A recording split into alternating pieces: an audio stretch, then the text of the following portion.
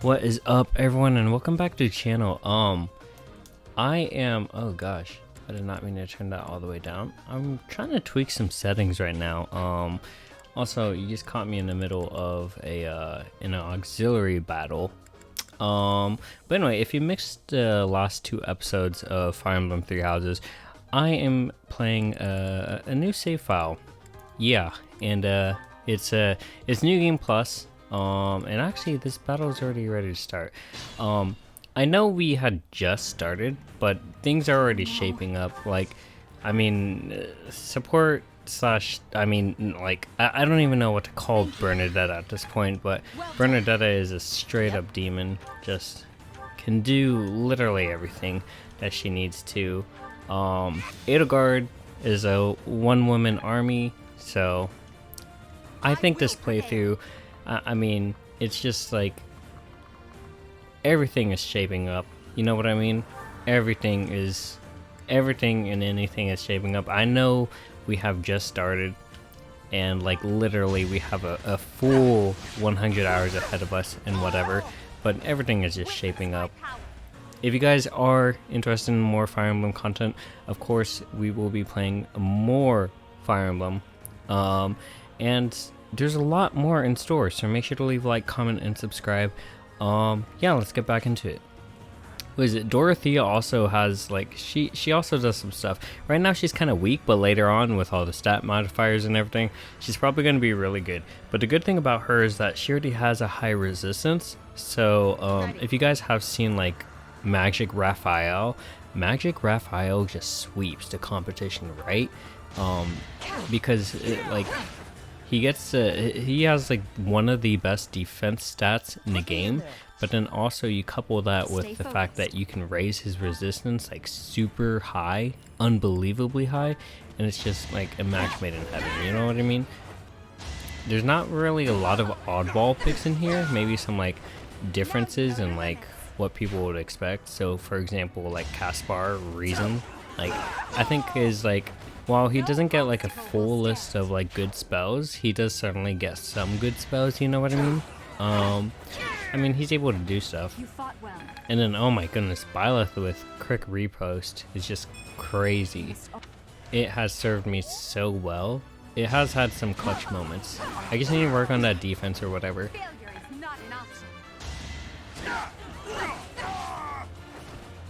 But yeah, everyone is just a demon out here, bro.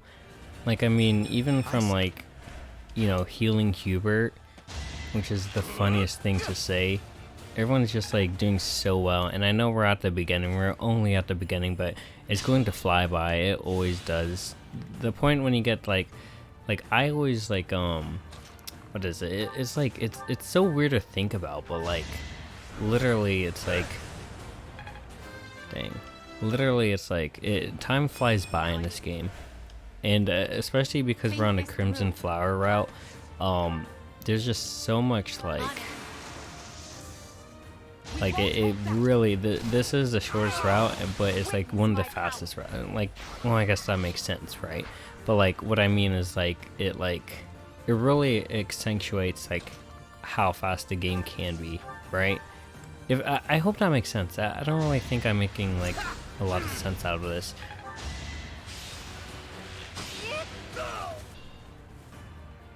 Yeah, but we are already developing some like really good fighters.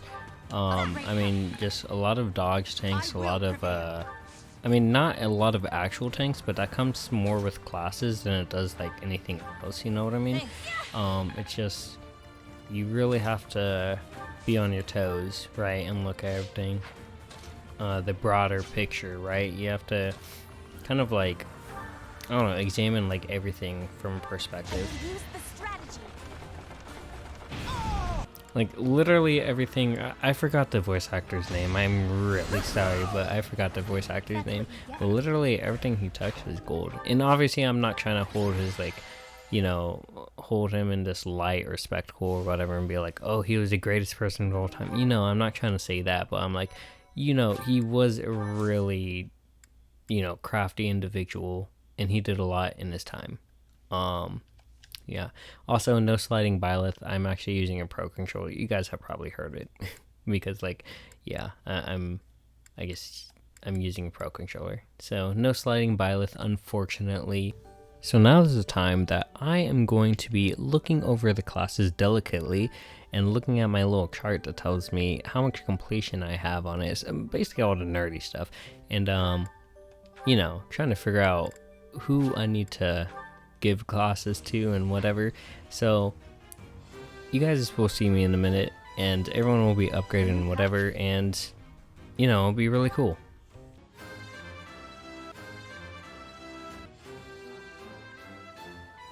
Oh my goodness, we have the most support conversations I've ever seen. Obviously, I've seen more. Shoot, if you've seen like second semester freaking 3 houses, you know everyone gets another support. But anyway, let's get to our mission, the first story mission that we will see in this playthrough.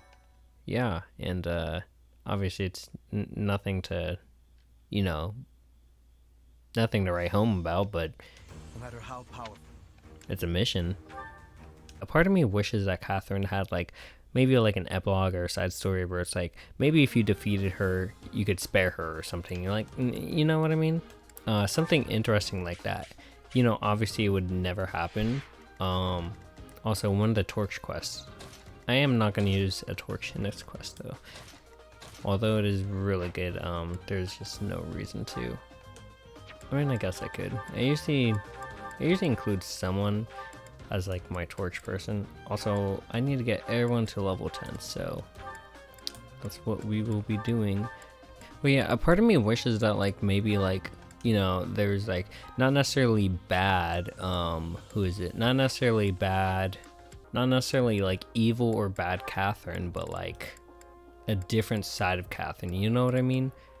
Because like certainly like people can change, and obviously it's like it's kind of like Catherine's kind of like Hubert in a way, you know what I mean? Where it's like Hubert is like fidelity to Edelgard or the crown, right? Or you know, to the royal family. But it's like you obviously can't change a person like Hubert. And I guess it's the same way for Catherine, but Catherine, at least when you're on the good side of things, you're able to be like, oh, this is actually not good. And I know Catherine realizes that way too late. And she has to continue fighting beside her church, but it's like, I kind of wish there was a side of Catherine that was like, okay, this is bad, you know what I mean? Obviously it's not necessary in the slightest, but it could have worked. Something like that I feel like could be real. Anyway, let's get into the mission. I think for this battle we just go full throttle, just keep on going forwards. And you know, like this obviously it's like the beginning of the game, but like, you know, I think we just keep on going forwards. I need to put like some kind of crest on him that does some healing or something. I forgot what crests do what exactly, but there's a crest that is able to heal you. yeah, not good enough. Because Felix is prone to dying, and I mean like prone to dying a lot. And geez, ooh, dang. You know, Stride is one of the number one, if not the best gambits in the game. And it's just like the counter is literally just fog. Or, you know, beefier units, but that's why you have maddening.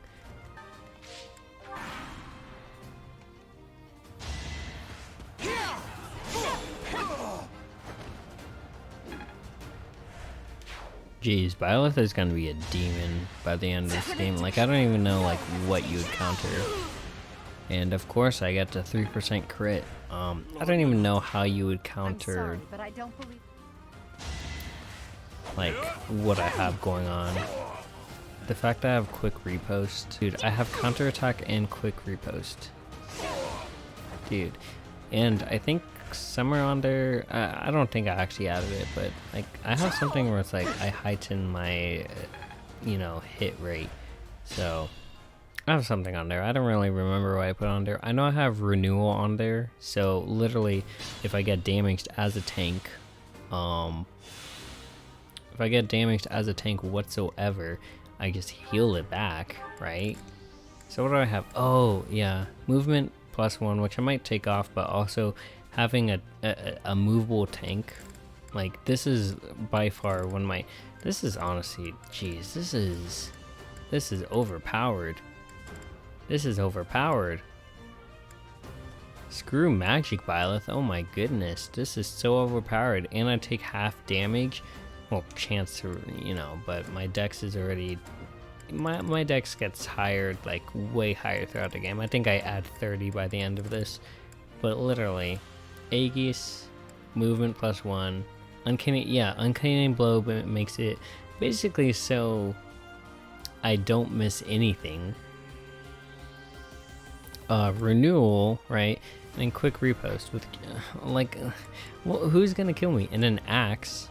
That's the one thing. That's why I have a that's why I have uncanny blow, because axes are horrible with, or notorious at least, with having a low hit rate. So it's like I can hit everything now, but also axes are notorious for having the highest might in the game.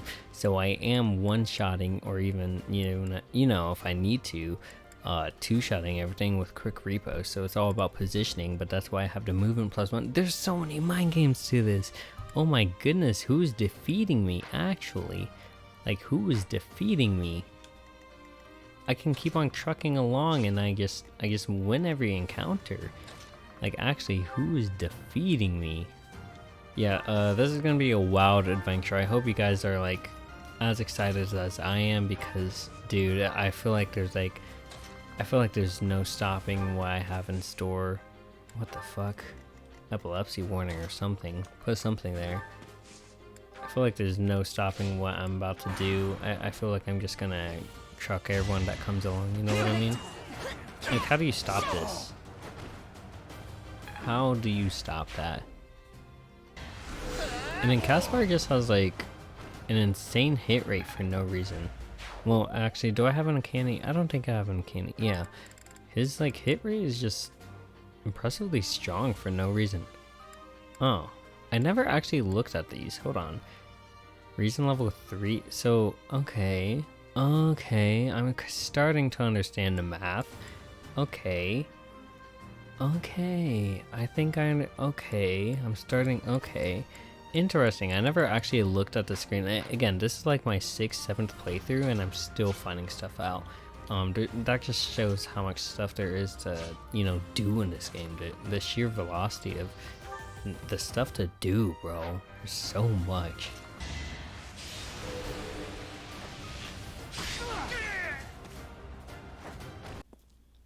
And now we have the cool cutscene where the bad guy comes out of the shadows, and it's all cool. Well, first it's Thunderbrand and Catherine. Which honestly, scenes like this are really, really cool. I will say the cutscenes in this game are, I know there's sometimes goofy where it's like, oh, you can look at them and be like, oh, it's persona acting, because persona acting is notorious to be like, very like stiff. It's somehow stiff and cartoony, but it's kind of, I don't know, it's kind of weird to think about. But anyway, the cutscenes in this game are really good. Like, they're polished and whatever. And, I'm not talking about the anime cutscenes. Like, if you look at Claude's ending, those kind of cutscenes, I am not talking about those. I think you guys will know what kind of cutscenes I'm talking about. I have a feeling that this playthrough is going to be like an interesting, it's going to be an interesting mix. That's why I feel, between like me actually doing stuff, and then me going to the overworld and doing stuff, and then obviously I have the battles, and then me having segments where I actually talk about the game, because there's so much to talk about the game. And I know, like, this game is just very precious, and I know that it is precious for a lot of people for a lot of reasons. For some people, it's like even their favorite Fire Emblem game, which for me, obviously, I've only played 2 of them, one of them being Engaged, so this game is really fun. Can I one-shot him? I think I can. Oh, I can't, surprisingly. Okay, that's fine. He doesn't do any damage. Oh, I guess I can with Peksha. Okay, cool. But yeah, like this is gonna be a very interesting experience we're gonna have on the channel, because before I wasn't doing a straight playthrough either, you know. I was kind of just showcasing the game, and then, you know, I kind of not necessarily quit from YouTube, but well, I guess I did, but I was like forced to quit. You know, my circumstances weren't very pleasant to me at the time, so I was like, okay, I have to do something, you know what I mean? But yeah, oh my goodness, she can end it right here, right now, which I think she will. Oh, nope, she won't. Okay, that's cool, I guess. Oh, she gets Bane of Monsters? That's interesting. Cool. But yeah, I feel like this like series is gonna be a very interesting one, because again, as I said, like I didn't necessarily play through the game before. I kind of just like showed off clips, and then like you guys kind of pieced together the story. But obviously, if you guys weren't playing the game necessarily, like you guys weren't really filled in, you know. And for those of you who did play the game, you know, like you kind of already understand everything, so like all the inside jokes and the strategy of the game and whatever. But I haven't done a traditional like playthrough of the game on my channel, which I really want to do, and that's what I'm hoping this is to be. I hope I don't like skip anything, because I want to influence like people to, you know, play games not because of like, you know, the clips and whatever that they see, but play games because they're purely like interested in them, if that makes sense. Because that's how I was. I'll talk about it a little bit here. I'll probably make a video or dedicate a video or something in the future. But like when I first saw the game, I saw it through Alfred's lens, and Alfred, I think in his video, I think he has a 2-part video on Three Houses, but he's like, 1, this game is literally waifu emblem. 2, this is the best Fire Emblem game ever to exist. I believe that's what he said. Don't, you know, don't quote me on that, you know, but I believe those are the 2 things that he said. But the first part, when I was first just getting into it and I was like, okay, should I really get this game? I held off for like 6 or 7 months, and I was like, I don't know if I should play this game. But then I looked at the sales and I was like, of course, I was debating back and forth whether to play this game. And then I got into it and I was like, I wish I hadn't, you know, waited this long, because it's such an amazing game. This game, just like Persona 5, just like every other hit JRPG, has had a huge influence on my life and what I do and whatever. Like, I think I played it for like, I could have streamed it, you know, with the amount of time and effort that I put into it, you know, and whatever, and all this talk about 100%ing the game, like actually doing everything. There's a lot of content to be done. You can't just do it in 300 or 400 hours. You maybe can do it in 500 hours if you want to 100% the game. But I'm talking about like getting all of the abilities on all of the characters possible, right? That's a very hard and strenuous task. And I'm hoping to do it, you know? Hoping to do it in, you know, the next 500 hours that I spend on this game. And you know, when that video comes out and this channel is bigger and brighter and whatever, and there's more content, I know for a fact that, you know, when that video comes out, oh, I spent 1,000 hours on 3 houses, what has it taught me, whatever. I know when that video comes out, I'm gonna be looking back at these moments and be like, wow, this game has had such a huge impact. Also, I love how I'm just like talking through this cutscene. But it's not really that important. It's just talking about how there's a letter to assassinate, you know, Rhea. I'm glad to see that you have returned. But it was not only her divine protection that shielded you, was it? My students deserve the praise. I heard some of the students. Not really, it was me. I was a one-man army. The way Rhea acts in the cutscene for her romance option is always the weirdest thing to me. It's like, oh, I'm so glad you chose me to blah blah blah, and I'm like, oh my goodness, what a weirdo. It's the first time that I felt uncomfortable. I mean, probably not the first time. Oh, I missed these. Oh my goodness. Part 1. White clouds. White clouds. Blue sea moon. I have The not done one of goddess's these in a rite while. of rebirth. I have not played this game in a while. Alright, let's listen in. As the sun grows stronger and the nights grow ever shorter, the blue sea star returns to the sky once more, believed to be the goddess's home.